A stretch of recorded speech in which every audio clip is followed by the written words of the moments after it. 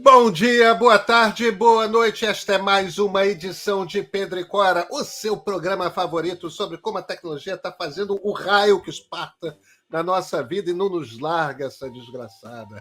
Pedro e Cora, claro, você pode ouvir toda sexta-feira, toda terça-feira na sua plataforma favorita de podcasts ou então assistir a cara da gente, não sei para quê, mas de repente você quer, pelo canal do YouTube do Meio. Eu sou Pedro Doria, ao meu lado está Cora Rora, minha amiga. E Cora, qual é o nosso tema nesta terça-feira novembrina? Olha, o nosso tema é o fim daquela cena baixa de parar na porta do aeroporto e começar a procurar desesperadamente o cartão de embarque com a fila que está se formando atrás de você e reclamando. Pela Delta, isso deixa de existir a partir desse mês, para alguns voos. Ou seja, a gente, a partir de agora, vai entrar direto no avião só com reconhecimento facial. Você está preparado para isso? E olha, poucas coisas mudaram tanto nas últimas décadas quanto viajar de avião. Vem no túnel do tempo com a gente.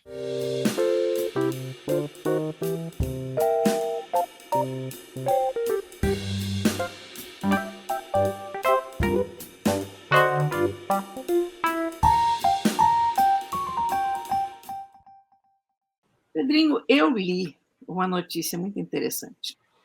É que, a partir dessa semana, quem viajar pela Delta Airlines nos Estados Unidos, em voos internos, não vai mais precisar passar por aquele perrengue de pegar cartão de embarque ou mostrar o celular para o camarada na porta escanear, nada disso. A empresa vai funcionar com reconhecimento facial. É a primeira vez que isso vai acontecer em voos nos Estados Unidos. E é uma tecnologia muito recente e, sei lá, a gente fica até um pouco tenso com isso, porque a gente cresceu escolado por aquela ideia de segurança aérea que nasceu com o 11 de setembro, né, de todos os cuidados, raio-x, passa por isso, passa por aquilo. De repente, você apenas escanear cada pessoa, quer dizer, você não precisa mais segurar nada, você não precisa trazer ticket na mão, você tem as duas mãos livres para, sei lá, segurar o teu neto com uma mão e arrastar a tua mala com a outra, não tem aquela cena baixa de parar e começar a procurar na bolsa. Todo mundo conhece essa cena, né? O que você achou disso, hein? A gente já tem um pouco essa experiência em voo internacional, né? A entrada no Brasil já é uma entrada por reconhecimento facial. Você não precisa mais... Você entra no Brasil e a imagem do passaporte é uma imagem que já permite o seu reconhecimento. Agora... É diferente. Você está falando da imigração. Aquilo é outra coisa. Isso. Aqui nós estamos falando da substituição do cartão de embarque, né? Não, eu sei, pois é, quer dizer... Ou seja, você simplesmente entra, né? Você simplesmente entra no avião, você simplesmente entra na área de embarque. Você dá uma ligeira parada, aquela máquina olha para você e você segue em frente, pronto. E aquela coisa de... Para mim é sempre um inferno tirar a carteira de identidade da carteira, né? Cadê minha carteira? Está eliminado, imagina isso. Que coisa maravilhosa. Por um lado, Cora, eu sinto um pouco a impressão de que é mais seguro. Porque a toda hora eu percebo que a pessoa ali não está de fato checando a carteira de identidade para ver se a foto bate com o rosto da pessoa, tudo mais.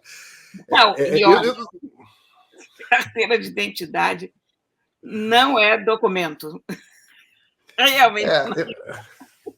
A minha até é recente, porque a minha anterior estava tão detonada que eu fiz uma. Mas você tem razão, a maior parte das pessoas tem aquela foto de quando tinha 18 anos de idade, tirou o primeiro RG e pronto, né? Pois é. Eu, se não tivesse sido assaltado lá atrás, teria essa. Cara, poucas coisas mudam tanto e mudaram tanto de experiência, de qualidade de experiência ao longo da minha vida. Imagino que você é um pouco mais velho do que eu. Você tenha visto ainda mais do que viagem aérea, né? Mudou radicalmente. Se eu penso em quando eu era criança, anos 70, 80, o tipo de... Como a experiência de viagem aérea era, mudou muito. Primeiro, era uma coisa muito mais luxuosa, né, Cora? Talheres pesados, a comida era uma comida interessante, tinha todas... As pessoas fumavam. Olha, eu peguei churrasco a bordo da Varig, tá? Churrasco? Churrasco a bordo da Varig. Primeira classe, ok, foi um upgrade que eu consegui. De repente vem aquela picanha maravilhosa lá de dentro. O cara com aquele facão. Você imagina aquele facão hoje num voo? Todo mundo sairia gritando, pode ver. E ele vem fatiando a picanha, que é do bem passado, mal passado. Foi a coisa mais linda que eu vi a bordo de um avião. Foi aquela picanha.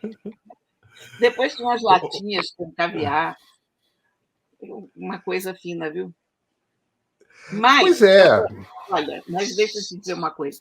Mesmo as coisas mudaram muito e eu acho que para pior.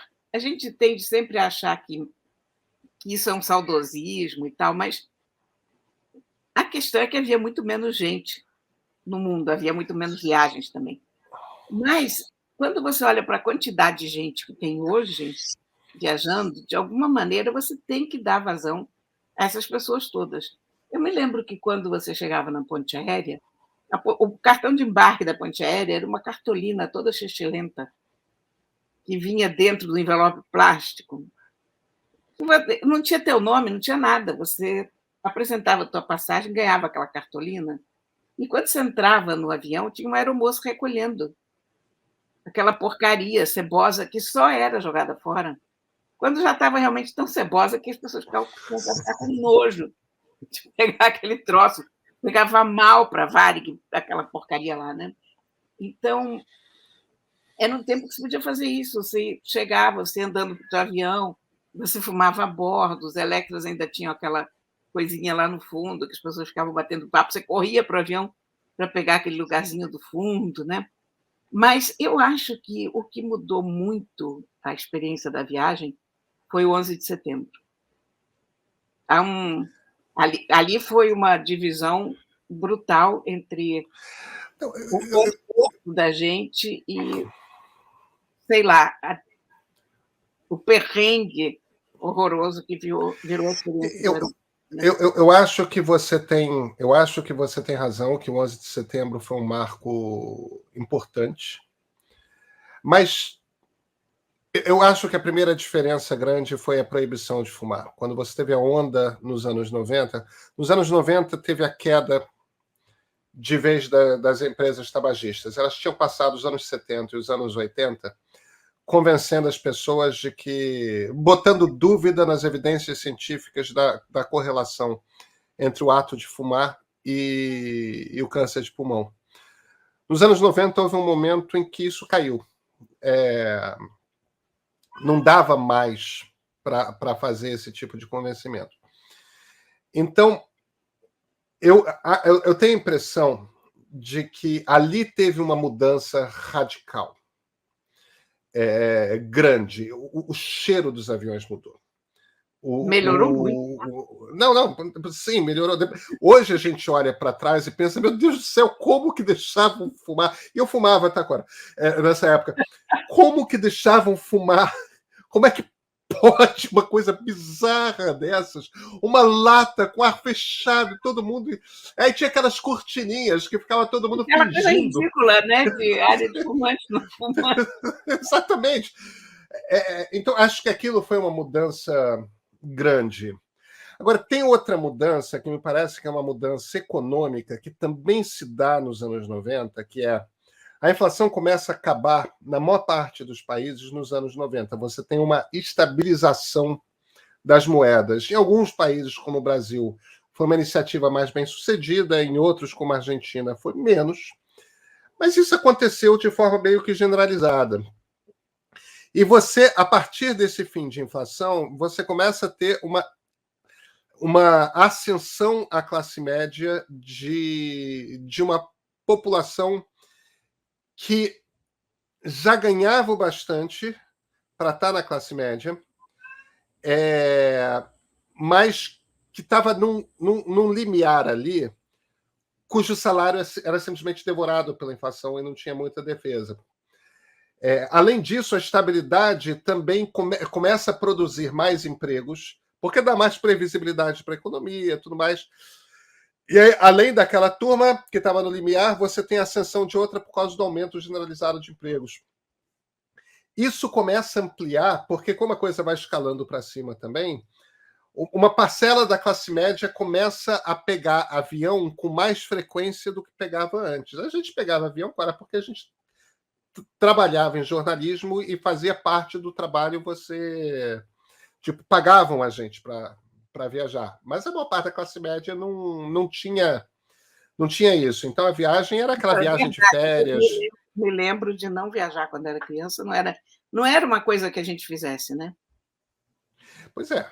Então, eu acho que já estava tendo uma popularização grande do voo aéreo e, portanto, uma, entre aspas, queda da qualidade do voo, mas é porque era mais gente e as companhias aéreas começaram a fazer um trabalho também de vamos baratear essa passagem para a gente levar mais gente e fazer mais dinheiro com isso. Esse barateamento eu acho que é positivo no sentido de que mais gente pode viajar, internamente ou externamente. Agora, o alto luxo da experiência vai embora, né? Mesmo as classes turísticas eram classe econômica, né? Eram mais confortáveis. Tinha mais espaço, para gente, né? Isso depois é engraçado, né? A experiência de voar é uma coisa esquisita, porque depois eles começaram a pensar em quanta gente eles podiam socar dentro do avião, porque começou a ter mais gente querendo viajar e podendo viajar do que avião disponível. Ultimamente, antes da pandemia, havia umas ideias sinistras de fazer as pessoas viajarem de pé. Eu não sei se você chegou a ler sobre isso. Sim. Eu fiquei olhando para aquilo, eu digo, gente, a que ponto que nós estamos chegando? E eu até entendo uma viagem de meia hora, a pessoa ir de pé, mas numa barca, né? Não sei lá, olhando para o mar, não trancado dentro de uma lata lá em cima. Enfim. Como é que se decola? Como é que se decola de pé? Eu sei lá, o povo é louco, né? Eu já não duvido de mais nada, mas enfim. O que eu sei é que, tirando tudo isso, porque isso é digamos, o lado da viagem em si mesma, mas a questão da segurança é que eu acho que mudou muito. Quer dizer, mais do que a experiência se degradou. Porque onde você levava, sei lá, 100 pessoas, você passou a levar 300. Mas a questão da segurança eu, toda vez que passo por aqueles equipamentos de segurança, eu acho que a Al-Qaeda ganhou a guerra. Porque o dinheiro que se teve que investir nos equipamentos de segurança nos aeroportos, a quantidade de filas que passaram a impor às pessoas, o desconforto geral, o medo geral que todo mundo tem, tudo isso é uma vitória, sabe? Você chega... Eu perdi vários canivetinhos suíços até aprender que não podia andar com eles na bolsa, porque o pessoal joga fora, acabou. Está certo, quer dizer, eu não sei nem se está certo, mas enfim. Garrafa d'água. Aí teve um maluco que carregou uma coisa no sapato. A partir dali, você teve que tirar os sapatos. Enfim, a segurança foi evoluindo de uma forma que passou a atrapalhar a experiência barbaramente. E eu acho que um dos grandes debates na indústria é o limite entre a segurança e o perrengue, né? Nos Estados Unidos, eles já têm uma quantidade de serviços, ou um ou dois serviços, mas que você pode contratar por formas diferentes, de entrada rápida. Se você é um viajante frequente, você pega... O Brasil não está nessa lista, claro, nunca está nessa lista, mas com a Europa, sei lá, com outros lugares, você tem aquele TSA rápido e não sei mais o quê, que você já passa por uma fila especial, um acesso rápido. Se você pegar a classe business, você usa, às vezes, aquele mesmo sistema, você não tem que desmontar a mala inteira. Enfim, porque o pessoal começou a ver que as pessoas estavam parando de viajar. Eu estou curiosa em ver como isso vai ser agora pós-pandemia, porque, além de tudo, você ainda tem as questões de segurança sanitária, né? Então, põe em cima disso tudo, de check-in, de fila da segurança, da imigração, disso, daquilo, põe ainda a fila da saúde, da inspeção sanitária. Eu me lembro que uma vez eu cheguei a Varanasi, na Índia, a cidade a qual os indianos se dirigem quando vão morrer, vinda de Katmandu, e havia uma fila extra porque as pessoas estavam tendo que tirar a temperatura dos passageiros para ninguém entrar com febre em Varanasi. Eu fiquei pensando, mas que incongruência isso. Né? Que cidade onde todo mundo vem morrer, você não pode estar com febre? Como assim? Eu vim morrer à beira do Ganges, é claro que eu estou com febre. Mas, enfim, o fato é que aquilo era feito de uma forma tão bizarra e tão amadora que eu fiquei lá pensando na minha vida e tal, e pensando no destino das pessoas que morriam à beira do Ganges e que agora nem podiam fazer mais isso em paz. Está mudando a aviação, estão mudando as viagens, e eu acho que a tecnologia vai facilitar muito a nossa vida. Eu acho que a coisa do reconhecimento racial vai funcionar. Agora, falando sério, sem brincadeira, eu acho que isso vai agilizar pra caramba a nossa vida.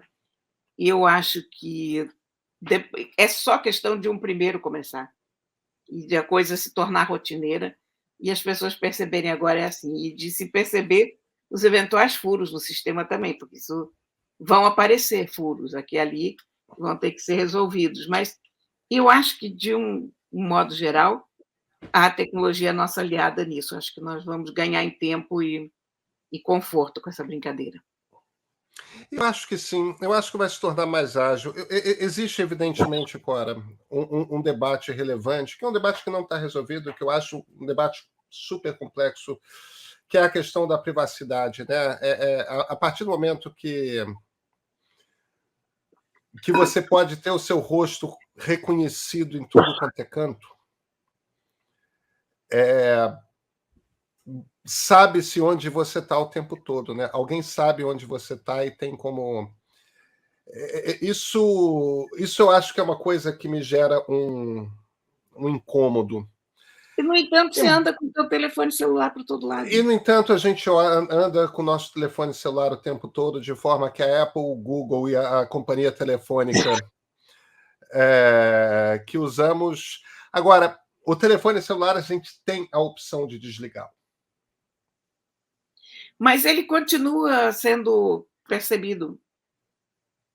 Desligado, não. A menos que você desligue inteiramente.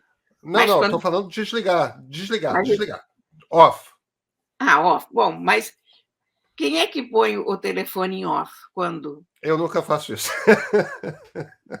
Nunca. Aliás, nem dentro do avião mais eu faço isso. Eu acho que as pessoas que se preocupam excessivamente com a privacidade não estão atentas para isso.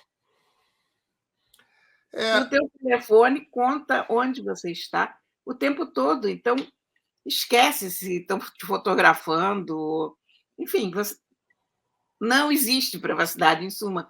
O que eu digo há muito tempo, eu acho que privacidade não existe. Eu acho que a privacidade existiu por um breve período do século XX e nunca existiu antes e não existe depois. Tem esse argumento, né, que é uma coisa vitoriana, a preocupação com privacidade, que foi inventada na Londres da segunda metade do século XIX, quando fecharam os banheiros e os quartos, mas que nunca tinha existido antes e deixará de existir. Isso é um ponto de vista. Isso é um ponto de vista, mas ainda assim, como talvez seja ainda um homem vitoriano, Cora, Eu... Eu não acredito, mas eu honestamente, na coisa da privacidade, eu acho que certas coisas você não consegue controlar, e essa é uma delas. Porque a gente mesmo entra em ciladas de privacidade o tempo todo.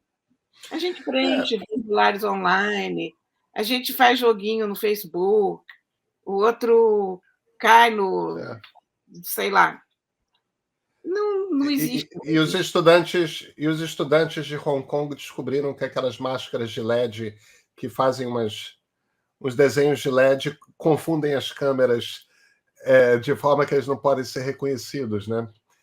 Enquanto estavam nos protestos. São as máscaras baratinhas que tem lá, porque afinal de contas Hong Kong é China, né? Então essas traquitanas sempre têm. E quando eles botavam essas máscaras, que é uma coisa de uma brincadeira de criança, as câmeras ficavam confusas e não sabiam quem era quem. Não conseguiam fazer o reconhecimento facial. Então, talvez a gente tenha possibilidades escapatórias. Mas, de fato... Mas isso, nesse caso, eu acho que o reconhecimento facial funciona muito a favor do viajante. Acho mesmo, sabe?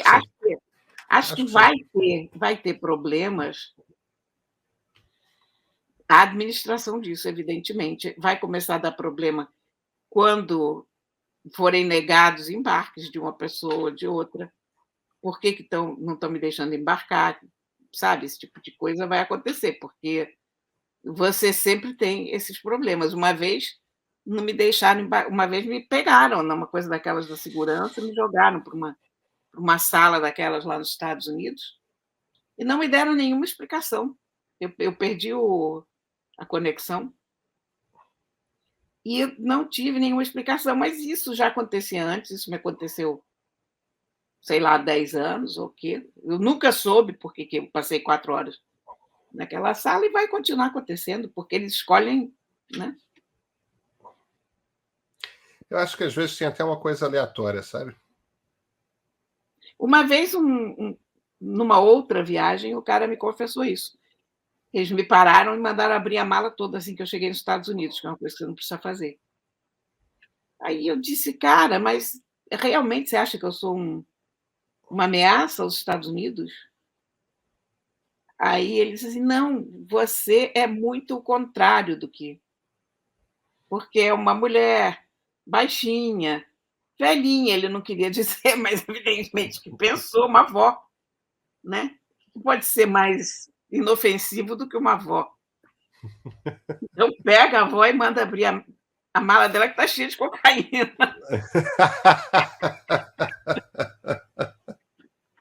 A minha mala, você não sabe, eu tinha uma coisa pior do que cocaína naquela viagem, e eu quase morri do coração. O meu filho tinha sido operado lá, e ele me pediu, traz uma farofa para mim, do Brasil. Isso é terrível. E eu fiz a farofa, né? Tudo que a gente põe na farofa e tal. Botei a farofa no Tupperware. Enrolei com papel laminado, com aquele papel... Eu pensei, como é que eu posso disfarçar isso na minha mala para cachorro não cheirar essas coisas? Aí comprei café para todos os médicos do hospital, enfermeiras, então botei ainda a farofa dentro de um saco de café, configurando a minha má intenção. E aí botei aquilo tudo junto na mala. E aí o funcionário perguntou, mas o que é isso? Eu disse, é café, porque o meu filho foi operado, estou levando café da minha terra para os médicos e para as enfermeiras. E tal. Ah, ok. E aí eu fui entrando com aquela coisa perigosíssima. Tu vê. Mas passou a farofa. Passei a farofa. Você vê que não adianta nem parar as avós. Tá certo. Cora, nós falamos na sexta-feira? Sim, senhor. Então a gente se vê na sexta.